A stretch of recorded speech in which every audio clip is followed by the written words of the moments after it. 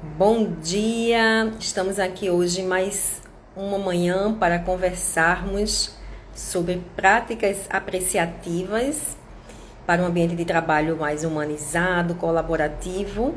E eu vou aqui convidar a Daisy Klen, que é minha parceira lá em São Paulo, e ela está conosco aqui desenvolvendo vários projetos. E aí, já te chamei, Daisy, vamos ver aí se consegue entrar nessa live aí, que vai ser muito rica e curtinha também. Deu Bom dia, certo. Daisy, Bom deu dia, Bé. certo. Tudo Então, bem? que bom receber você aqui, que é uma especialista em desenvolvimento humano, em orientação profissional. O Desculpa, seu passou gato uma aí gatinha participando aqui. de nossas lives.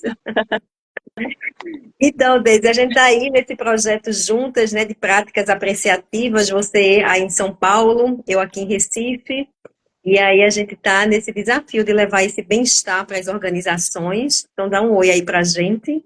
Oi, Bé, tudo bem? Desculpa minha gatinha aqui. Eu tô para viajar hoje e ela tá assim, acho que tá sentindo, tá aqui fazendo carinho, tá toda manhosa aqui comigo. Desculpa.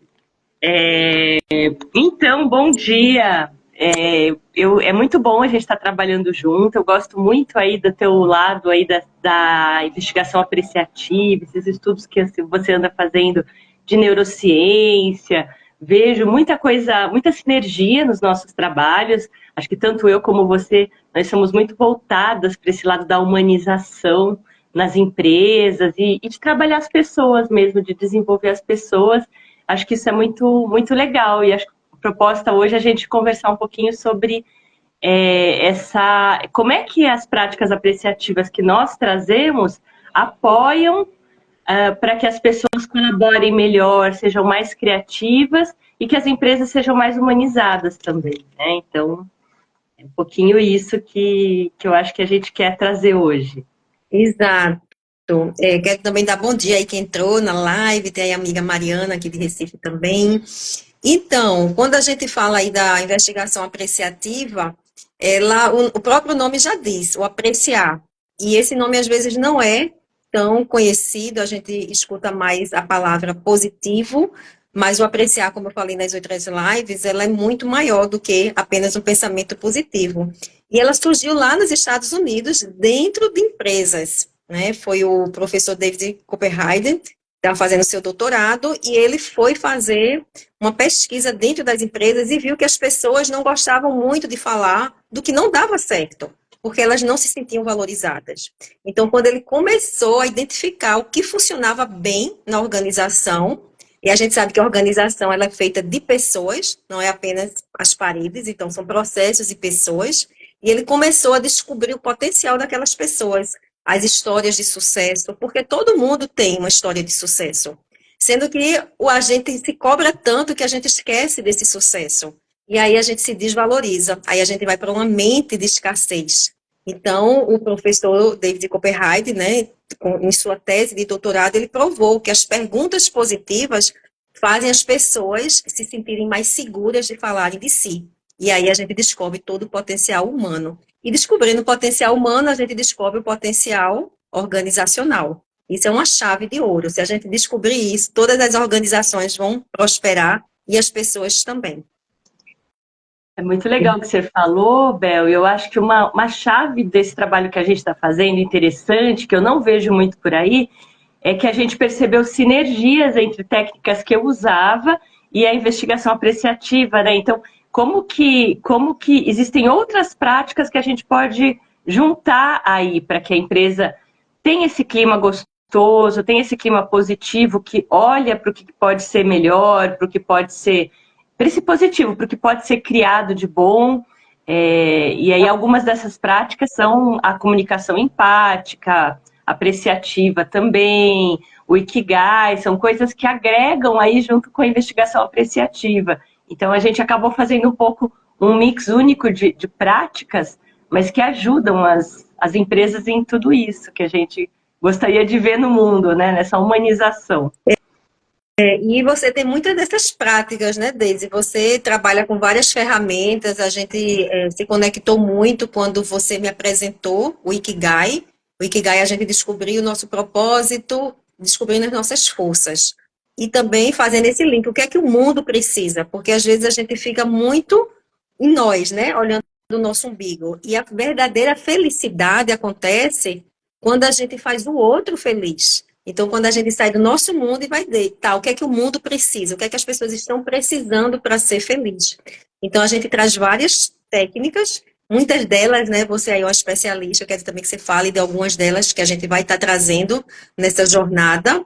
E eu trago aqui a primeira, assim, que eu acho básica de todo o trabalho nosso, que é a meditação. Então, quando a gente faz a meditação, é uma quebra de paradigmas, porque a gente está no mundo aí tão mecânico, né, onde a gente entra aí nas atividades tão automáticas, bate o ponto e chega lá já para trabalhar, tá? Mas como é que a gente vai integrar isso? Eita, fechou aqui a porta.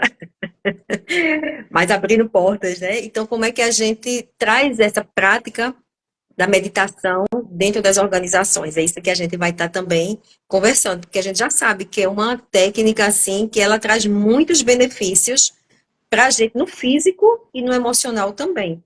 Então a gente aquietar a mente para a gente poder criar mais, dar espaço para a criatividade, porque quanto mais a gente coloca coisa na nossa mente, a gente fica sem espaço para criar. Então, o que é que a gente tem que aquietar para que essa criatividade surja? Então, é uma prática que assim, é a base do nosso trabalho, né? Quando a gente inicia a jornada, é a gente trazer essa prática da meditação. Quer trazer Eu alguma também aí, Deise, eu que queria você... só comentar nessa questão da meditação, Isabel, porque está muito vivo aqui. Eu uso ela também em outros contextos, tipo na educação, por exemplo. Eu vou fazer uma oficina de Ikigai com jovens. É maravilhoso, porque é o momento que eles acalmam, que eles aquietam, que eles centram.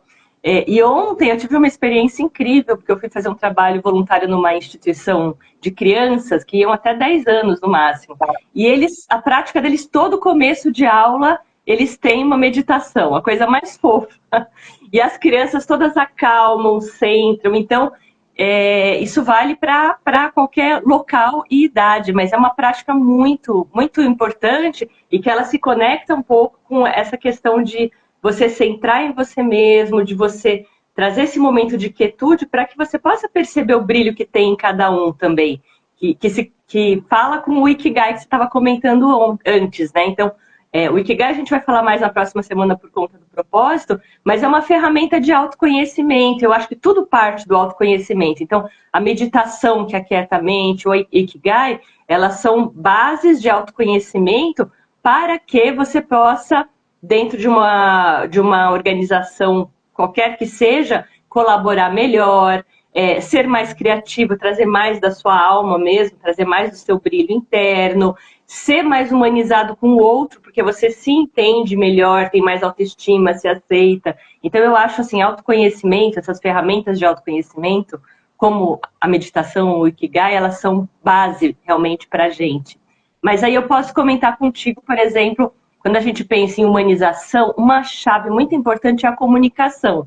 E a comunicação, ela começa na gente, na comunicação intrapessoal, né? Eu comigo mesmo, como é que eu entendo meus sentimentos, o que eu falo para mim mesmo aqui dentro. Eu preciso ser apreciativo comigo, em primeiro lugar, para ser com o outro também. Para que a gente possa usar a comunicação empática com o outro, uma boa escuta ativa, uma comunicação autêntica, mas ao mesmo tempo cuidadosa e responsável, que são coisas que a gente traz no nosso trabalho também, né? E são ferramentas muito importantes, tanto para a colaboração como para a humanização, que ainda precisa muito desenvolver nas empresas. E uma das práticas, né, que nós temos, né, nessa jornada que a gente sempre fala e faz, são as conversas apreciativas. Porque às vezes é na hora que a gente vai tomar um cafezinho, gente, ali às vezes pode ser um processo criativo, mas muitas vezes não é. As pessoas chegam para, né, estar reclamando, para poder estar, né, naquele processo, às vezes, que não é positivo, né? Não é positivo para a pessoa também. Então, quando a gente tem as conversas apreciativas, né, elas criam esse espaço também para que a gente possa estar criando, né, ideias, podendo também aí desenvolver a gente e desenvolver também o nosso trabalho. Porque a ideia também é a gente o quê? Aumentar a nossa produtividade. E a produtividade, a gente sempre olha assim como uma quantidade maior de trabalho, e muitas vezes não é. Né? Eu tenho assim uma experiência que eu aumentei a produtividade no local que eu trabalhava com menos horas, porque a gente focou mais. Então, era um local que a gente trabalhava 44 horas semanais e a gente fechava para o almoço. Então, imaginem, né? A gente fechar para o almoço hoje em dia, que é a hora que as pessoas precisam ir nos locais para poder estar resolvendo as suas demandas. Então, quando a gente abriu para o almoço, a gente reduziu a carga horária de 44 para 40 horas e abrimos na hora de almoço. Então, a gente aumentou a produtividade, aumentou a qualidade de vida das pessoas, né? Trouxe mais bem-estar, e aí a gente pôde também aumentar a produtividade. Então, não necessariamente a produtividade é aumento, né? Dessa quantidade todas aí de horas, mas aproveitar essas horas. E a gente aproveita como? É a gente identificando mesmo esse processo aí que você falou, né? Essa comunicação interna, essa comunicação externa, né? Qual é a nossa necessidade interna e a necessidade do outro também. E, lógico, a necessidade da empresa, da organização, que precisa também, é necessário a gente também usar essas ferramentas para a gente bater as nossas metas de forma mais humanizada, né? Então, humanizar os nossos passos, humanizar as nossas práticas diárias. Isso é muito importante. E é interessante que isso que você falou do trabalho produtivo, as empresas não veem muito isso, mas acho que uma chave que quando a pessoa está trabalhando com propósito, num lugar que ela gosta, que o clima é gostoso, é confortável, que ela gosta dos colegas, que ela tem uma comunicação boa, que ela pode ser um pouco mais dela mesma, mais integral naquele processo, ela também é mais produtiva naturalmente, né, Bel? Porque ela está se sentindo confortável, ela está gostando do que ela está fazendo, ela está alinhada com o que a empresa está fazendo, com o propósito da empresa. Então, todos esses elementos que as empresas ainda não enxergam muito, eles são eles são um ganha-ganha-ganha. Eles são a empresa, a pessoa se alinhando com a empresa, com o clima da empresa e trazendo alguma coisa boa para o mundo, até para além da empresa, muitas vezes, porque e isso não é um olhar romântico, é um olhar real e possível, que tem empresas já fazendo isso. Então, quando a empresa e a pessoa têm um propósito alinhado, é muito diferente a produtividade. Não importa muito o número de horas, né? É o quanto você é eficaz fazendo, o foco que você coloca mesmo, a vontade de trabalhar, porque quantas vezes a pessoa trabalha. Eu já vi no mercado de trabalho, na época também que eu estava em empresa, a pessoa trabalha muito mais horas do que necessário sem ter produtividade. Isso é muito, muito relativo. Depende muito da motivação interna. E motivação interna tem que ser uma coisa verdadeira. Não adianta ser uma... Você vai lá, faz uma palestra de motivação uma vez no ano e acha que a pessoa vai ficar motivada. Não é isso. É de dentro para fora que tem que vir. Pois é, e é muito assim importante que os líderes das organizações, isso aí também é esse curso é bem específico, né, para que essa liderança ela tenha a sua equipe do lado dela no sentido de estar contribuindo cada vez mais, porque às vezes o líder ele se sente muito sozinho. Por quê? Porque também não existe aquela cultura apreciativa. E a cultura apreciativa, quando a gente trabalha ela, é um processo de criação tão forte, né, que o líder, ele realmente, ele entra com a equipe muito mais coesa, uma equipe aí que está trazendo soluções. Então, eu não sei se isso já aconteceu aí com você ou com alguém que esteja assistindo aqui, né, a live, mas às vezes o líder, ele fica apenas recebendo só as reclamações, mas cadê as soluções, né? Então, a solução, ela pode ser coletiva. E existem várias situações, né? Uma situação em que a gente faz a reclamação, né, de muitas vezes assim de forma até mais forte, e tem também as partes das ações, né? Qual a situação que a gente pode estar trazendo ação? Então, a investigação apreciativa, a apreciação, ela parte disso, da gente agir. Quais são as ações para a gente realmente entrar nesse campo de solução? E aí a gente usa como base a investigação apreciativa, que ela é utilizada de 4 passos. Então, a gente descobre o potencial da organização, ponto de genialidade, a gente sonha o que a gente quer, a gente planeja e a gente se compromete. Então, assim, é um ciclo que a gente vai estar também aprendendo nessas práticas e que é muito fácil, a gente pode utilizar isso em qualquer projeto de nossa vida. A gente descobrir nossas forças, a gente sonhar com o que a gente quer e a gente planejar e se comprometer. Mas isso precisa de quê? De uma dedicação, né? Assim, no sentido da gente se comprometer com aqueles passos. Porque, como você disse, não é uma vez só. A gente tem que estar fazendo isso de forma mais constante. É por isso também que a gente está com esse bate-papo aqui de forma constante. Para quê? Para que a gente vá semeando essa vontade das pessoas de terem um ambiente mais humanizado, ter um ambiente de trabalho criativo e colaborativo. Sim. Esses passos da investigação apreciativa, eles favorecem muito a colaboração e que o líder também não fique toda a carga para ele, que ele consiga estabelecer um ambiente, um trabalho mais colaborativo.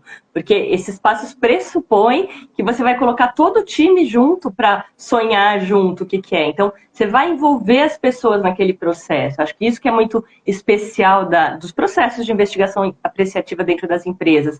Ele é um processo que propicia a colaboração e muda essa hierarquia, esse lugar do líder, essa colaboração que vem de todos os colaboradores, de todas as pessoas. Então, a pessoa se sente pertencente e ela se sente mais dona. Então, isso propicia que ela pare, saia do reclamar para não, eu vou me comprometer junto, eu também quero sonhar e quero criar isso. Eu acho que isso que dá um efeito tão bacana nas empresas. É uma É, metodologia muito legal para colaboração, realmente. e essa metodologia, ela traz o bem-estar para as organizações, traz felicidade. E no momento que a gente traz bem-estar e felicidade, já tem várias pesquisas, né? Tem até uma pesquisa que foi publicada pela Harvard, que quanto mais um funcionário se sente feliz e com bem-estar, ele é muito mais produtivo, ele é muito mais criativo e ele também pode estar dando ideias, né, para aumentar a produtividade. Então, a gente vê aí que é muitos benefícios que tanto a empresa tem, como o funcionário também tem. Então, é investir realmente no bem-estar, investir na felicidade, né, com foco na produtividade, mas são as pessoas que vão fazer a produtividade aumentar. E como é que a Isso. gente vai levar essas pessoas para poderem fazer isso de forma saudável, de forma onde a ciência nos respalda de que o caminho é esse que a gente pode estar levando para um melhor bem-estar, para uma saúde mental dentro das organizações, e uma segurança psicológica também.